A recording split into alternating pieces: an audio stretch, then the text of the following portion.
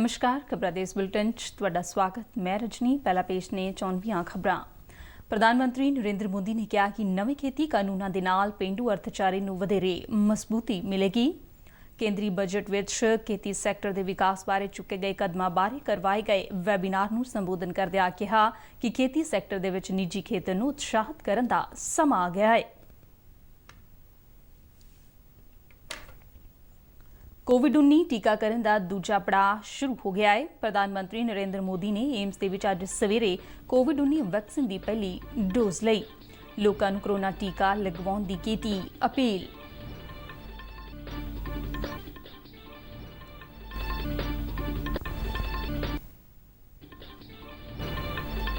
पंजाब विच कोविड-19 टीकाकरण का तीजा गेड़ शुरू। सेहत मंत्री अनुसार इस गेड़ दौरान 60 साल तो वध दी उम्र के सीनियर नागरिकों ते सह बीमारियों वाले नागरिकों नूं टीका लगाया जाएगा।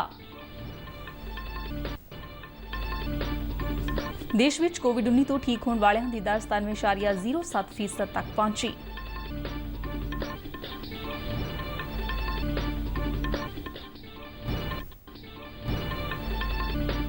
शहीद नायब सूबेदार परविंदर सिंह दा जगरांव विखे पूरे सैनिक सन्मानां दे नाल अंतिम संस्कार किया गया। मुख्यमंत्री वालों शहीद के परिवार नूं 50 लाख रुपए की आर्थिक सहायता और परिवार के एक मैंबर नूं सरकारी नौकरी देने का ऐलान। हुण खबरां विस्तार नाल। प्रधानमंत्री नरेंद्र मोदी ने कहा कि नवे खेती कानूनां दे नाल पेंडू अर्थचारे नूं मजबूती मिलेगी और छोटे किसानां नूं भी फायदा होवेगा। केंद्रीय बजट दे विच खेती सैक्टर दे विकास लई चुके गए कदमां बारे अज एक वैबीनार नूं संबोधन करदिआं प्रधानमंत्री ने कहा कि हुण समां आ गया है कि खेती सैक्टर दे विच प्राइवेट सैक्टर नूं उत्साहित किया जावे।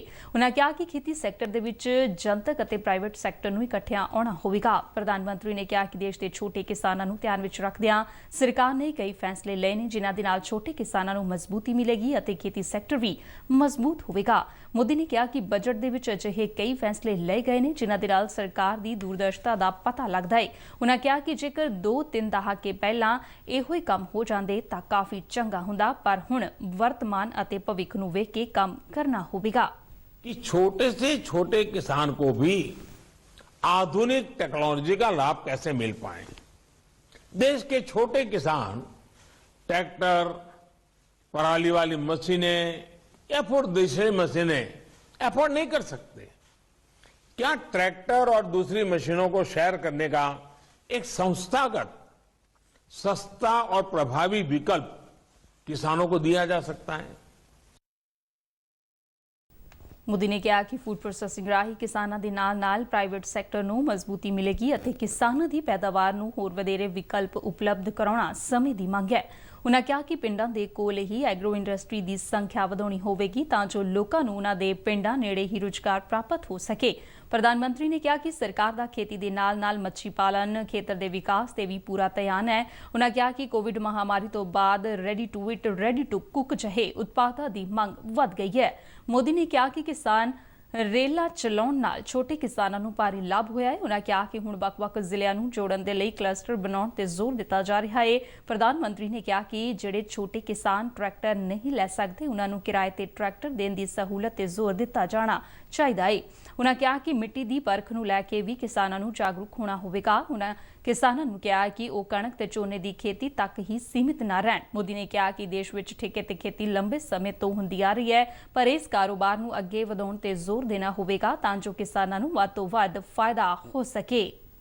फूड प्रोसेसिंग क्रांति के लिए देश के किसानों के साथ ही देश के पब्लिक प्राइवेट कोऑपरेटिव सेक्टर को भी पूरी ताकत से सही दिशा में आगे बढ़ाना होगा। साथियों, आज ये समय की मांग है कि देश के किसान की उपज को बाजार में ज्यादा से ज्यादा विकल्प मिले। सिर्फ रॉ प्रोडक्ट या फिर सिर्फ उपज तक किसानों को सीमित रखने का नुकसान ਕੋਵਿਡ-19 ਟੀਕਾਕਰਨ ਦਾ ਦੂਜਾ ਪੜਾਅ ਅੱਜ ਤੋਂ ਸ਼ੁਰੂ ਹੋ ਗਿਆ ਹੈ, ਜਿਸ ਦੇ ਨਾਲ ਹੀ ਪ੍ਰਧਾਨ ਮੰਤਰੀ ਨਰਿੰਦਰ ਮੋਦੀ ਨੇ ਵੀ ਵੈਕਸੀਨ ਦੀ ਪਹਿਲੀ ਡੋਜ਼ ਲਈ ਹੈ। ਪ੍ਰਧਾਨ ਮੰਤਰੀ ਮੋਦੀ ਨੇ ਖੁਦ ਟਵੀਟ ਕਰਕੇ ਕੋਵਿਡ ਵੈਕਸੀਨ ਦੀ ਡੋਜ਼ ਲੈਣ ਬਾਰੇ ਜਾਣਕਾਰੀ ਦਿੱਤੀ। ਮੋਦੀ ਅੱਜ ਸਵੇਰੇ ਖੁਦ ਦਿੱਲੀ ਸਥਿਤ ਏਮਸ ਪਹੁੰਚੇ ਅਤੇ ਕੋਰੋਨਾ ਵੈਕਸੀਨ ਦਾ ਟੀਕਾ ਲਗਵਾਇਆ। ਪ੍ਰਧਾਨ ਮੰਤਰੀ ਨੇ ਟੀਕਾ ਲਗਵਾਉਣ ਦੇ ਨਾਲ ਹੀ ਲੋਕਾਂ ਨੂੰ ਕੋਰੋਨਾ ਵੈਕਸੀਨ ਦੀ ਡੋਜ਼ ਲੈਣ ਦੀ ਅਪੀਲ ਕੀਤੀ। ਪ੍ਰਧਾਨ ਮੰਤਰੀ ਮੋਦੀ ਨੇ ਟਵੀਟ ਕਰਕੇ ਕਿਹਾ ਕਿ ਉਹਨਾਂ ਨੇ ਏਮਸ ਦੇ ਵਿੱਚ ਵੈਕਸੀਨ ਦੀ ਪਹਿਲੀ ਖੁਰਾਕ ਲਈ ਹੈ।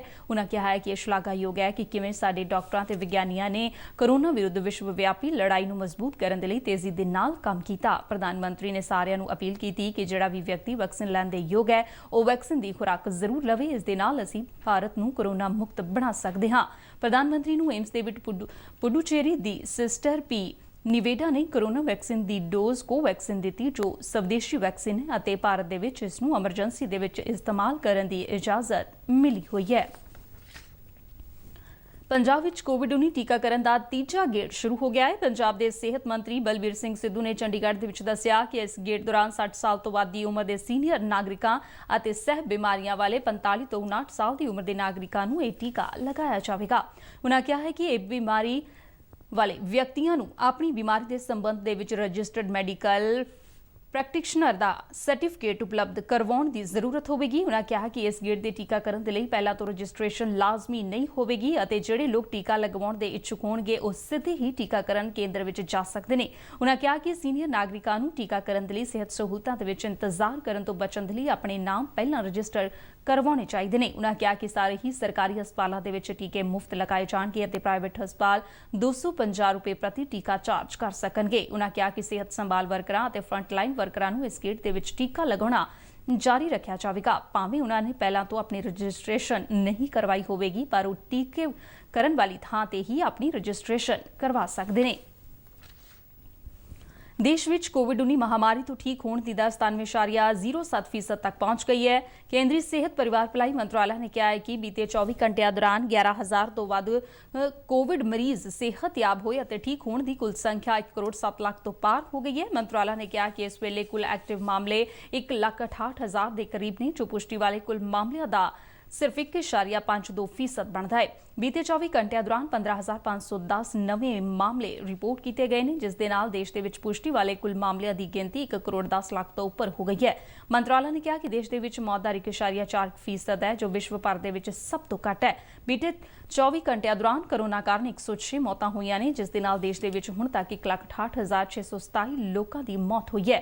ਭਾਰਤੀ ਮੈਡੀਕਲ ਖੋਜ ਪਰਿਸ਼ਦ ਅਨੁਸਾਰ ਦੇਸ਼ ਦੇ ਵਿੱਚ ਹੁਣ ਤੱਕ 1 ਕਰੋੜ 68 ਲੱਖ ਕੋਵਿਡ ਨਮੂਨਿਆਂ ਦੀ ਜਾਂਚ ਕੀਤੀ ਜਾ ਚੁੱਕੀ ਹੈ, ਜਿਨ੍ਹਾਂ ਵਿੱਚ ਬੀਤੇ ਦਿਨ ਕੀਤੀ ਗਈ 6,27,000 ਨਮੂਨਿਆਂ ਦੀ ਜਾਂਚ ਵੀ ਸ਼ਾਮਲ ਹੈ। ਪ੍ਰਧਾਨ ਮੰਤਰੀ ਨਰਿੰਦਰ ਮੋਦੀ ਭਲਕੇ ਵੀਡੀਓ ਕਾਨਫਰੰਸ ਰਾਹੀਂ ਮੈਰੀਟਾਈਮ ਇੰਡੀਆ ਸਿਖਰ ਸੰਮੇਲਨ 2021 ਦਾ ਉਦਘਾਟਨ ਕਰਨਗੇ। 3 ਦਿਨਾਂ ਤੱਕ ਚੱਲਣ ਵਾਲਾ ਇਸ ਸੰਮੇਲਨ ਬੰਦਰਗਾਹਾਂ, ਜਹਾਜ਼ ਰਾਣੀ ਅਤੇ ਜਲਮਾਰਗ ਮੰਤਰਾਲਾ ਵੱਲੋਂ ਆਯੋਜਿਤ ਕੀਤਾ ਜਾ ਰਿਹਾ ਹੈ। ਸੰਮੇਲਨ ਇੱਕ ਦਹਾਕੇ ਦਾ ਭਾਰਤ ਦੇ ਸਮੁੰਦਰੀ ਖੇਤਰ ਦੇ ਲਈ ਇੱਕ ਰੋਡ ਮੈਪ ਤਿਆਰ ਕਰੇਗਾ ਅਤੇ ਭਾਰਤ ਨੂੰ ਵਿਸ਼ਵ ਵਿਆਪੀ ਸਮੁੰਦਰੀ ਖੇਤਰ ਦੇ ਵਿੱਚ ਅੱਗੇ ਲਿਜਾਣ ਦੇ ਲਈ ਕੰਮ ਕਰੇਗਾ। ਕਈ ਦੇਸ਼ਾਂ ਦੇ ਮੰਨੇ ਪ੍ਰਮੰਨੇ ਵਿਅਕਤੀਆਂ ਦੇ ਇਸ ਸਿਖਰ ਸੰਮੇਲਨ ਦੇ ਵਿੱਚ ਹਿੱਸਾ ਲੈਣ ਅਤੇ ਭਾਰਤੀ ਸਮੁੰਦਰੀ ਖੇਤਰ ਦੇ ਵਿੱਚ ਸੰਭਾਵਿਤ ਵਪਾਰ ਮੌਕਿਆਂ ਅਤੇ ਸਰਮਾਏਕਾਰੀ ਦੀ ਤਲਾਸ਼ ਕੀਤੇ ਜਾਣ ਦੀ ਸੰਭਾਵਨਾ ਹੈ। ਇਸ ਸੰਮੇਲਨ ਦੇ ਲਈ ਡੈਨਮਾਰਕ ਭਾਰਤ ਦਾ ਭਾਈਵਾਲ ਦੇਸ਼ ਹੈ। ਵਿੱਤ ਮੰਤਰਾਲਾ ਨੇ ਵਿੱਤੀ ਸਾਲ 2019-20 ਦੇ ਲਈ GSTR-9 ਅਤੇ GSTR-9C ਦੀਆਂ ਸਾਲਾਨਾ ਰਿਟਰਨਾਂ ਦਾਖਲ ਕਰਨ ਦੀ ਨਿਰਧਾਰਿਤ ਮਿਤੀ ਨੂੰ ਵਧਾ ਕੇ ਇਸ ਮਹੀਨੇ ਦੀ 31 ਤਾਰੀਖ ਕਰ ਦਿੱਤੀ ਹੈ। ਵਿੱਤ ਮੰਤਰਾਲਾ ਵੱਲੋਂ ਜਾਰੀ ਇੱਕ ਬਿਆਨ ਦੇ ਵਿੱਚ ਕਿਹਾ ਗਿਆ ਹੈ ਕਿ ਇਨ੍ਹਾਂ ਰਿਟਰਨਾਂ ਦਾਖਲ ਕਰਨ ਦੀ ਤਾਰੀਖ ਦੇ ਵਿੱਚ ਵਾਧਾ ਭਾਰਤੀ ਚੋਣ ਕਮਿਸ਼ਨ ਦੀ ਪ੍ਰਵਾਨਗੀ ਮਿਲਣ ਤੋਂ ਬਾਅਦ ਕੀਤਾ ਗਿਆ ਹੈ। ਮੰਤਰਾਲਾ ਨੇ ਕਿਹਾ ਕਿ ਟੈਕਸ ਦਾਤਾਵਾਂ ਵੱਲੋਂ ਪ੍ਰਗਟਾਈਆਂ ਗਈਆਂ ਮੁਸ਼ਕਿਲਾਂ ਦੇ ਮੱਦੇਨਜ਼ਰ ਰਿਟਰਨਾਂ ਦਾਖਲ ਕਰਨ ਦੀ ਤਾਰੀਖ ਦੇ ਵਿੱਚ ਵਾਧਾ ਕੀਤਾ ਗਿਆ ਹੈ ਅਤੇ ਇਸ ਤੋਂ ਪਹਿਲਾਂ ਸਰਕਾਰ ਨੇ ਸਾਲਾਨਾ ਰਿਟਰਨਾਂ ਦਾਖਲ ਕਰਨ ਦੀ ਨਿਰਧਾਰਿਤ ਤਾਰੀਖ 31 ਦਸੰਬਰ 2020 ਨੂੰ 28 ਫਰਵਰੀ 2021 ਤੱਕ ਵਧਾਇਆ ਸੀ। ਸ਼ਹੀਦ ਨਾਇਬ ਸੂਬੇਦਾਰ ਪਰਵਿੰਦਰ ਸਿੰਘ ਦਾ ਕੱਲ੍ਹ ਜਗਰਾਉਂ ਵਿਖੇ ਪੂਰੇ ਸੈਨਿਕ ਸਨਮਾਨਾਂ ਦੇ ਨਾਲ ਅੰਤਿਮ ਸੰਸਕਾਰ ਕਰ ਦਿੱਤਾ ਗਿਆ। ਉਹਨਾਂ ਦੇ ਸੰਸਕਾਰ ਮੌਕੇ ਜਗਰਾਉਂ ਦੇ SDM ਸਮੇਤ ਕਈ ਸਰਕਾਰੀ ਅਧਿਕਾਰੀਆਂ ਅਤੇ ਸਿਆਸੀ ਆਗੂਆਂ ਵੱਲੋਂ ਸ਼ਰਧਾਂਜਲੀ ਭੇਂਟ ਕੀਤੀ ਗਈ। ਪੰਜਾਬ ਦੇ ਮੁੱਖ ਮੰਤਰੀ ਕੈਪਟਨ ਅਮਰਿੰਦਰ ਸਿੰਘ ਨੇ ਨਾਇਬ ਸੂਬੇਦਾਰ ਪਰਵਿੰਦਰ ਸਿੰਘ ਦੇ ਪਰਿਵਾਰ ਨੂੰ 50 ਲੱਖ ਰੁਪਏ ਦੀ ਆਰਥਿਕ ਸਹਾਇਤਾ ਅਤੇ ਇੱਕ ਪਰਿਵਾਰਕ ਮੈਂਬਰ ਨੂੰ ਸਰਕਾਰੀ ਨੌਕਰੀ ਦੇਣ ਦਾ ਐਲਾਨ ਕੀਤਾ। ਪਰਵਿੰਦਰ ਸਿੰਘ ਕੰਟਰੋਲ ਰੇਖਾ ਦੇ ਨਾਲ ਲੱਗਦੇ ਬਾਲਟਿਕ ਸੈਕਟਰ ਦੇ ਵਿੱਚ ਸ਼ਹੀਦ ਹੋ ਗਏ ਸਨ ਅਤੇ ਸੈਨਾ ਦੀ ਇੱਕ ਟੁਕੜੀ ਕੱਲ ਸ਼ਾਮ ਨੂੰ ਉਹਨਾਂ ਦੀ ਮ੍ਰਿਤਕ ਦੇਹ ਲੈ ਕੇ ਜਗਰਾਉਂ ਪਹੁੰਚੀ ਸੀ, ਜਿੱਥੇ ਉਹਨਾਂ ਨੂੰ ਅੰਤਿਮ ਵਿਦਾਇਗੀ ਦਿੱਤੀ ਗਈ। ਸ਼ਹੀਦ ਪਰਵਿੰਦਰ ਸਿੰਘ ਆਪਣੇ ਪਿੱਛੇ ਪਿਤਾ, ਧਰਮ ਪਤਨੀ ਅਤੇ 11 ਤੇ 13 ਸਾਲ ਦੀ ਉਮਰ ਦੇ 2 ਪੁੱਤਰਾਂ ਨੂੰ ਛੱਡ ਗਏ ਨੇ। ਇਸ ਦੇ ਨਾਲ ਹੀ ਖਬਰਾਂ ਦਾ ਇਹ ਬੁਲੇਟਿਨ ਖਤਮ ਹੁੰਦਾ ਹੈ। ਨਮਸਕਾਰ।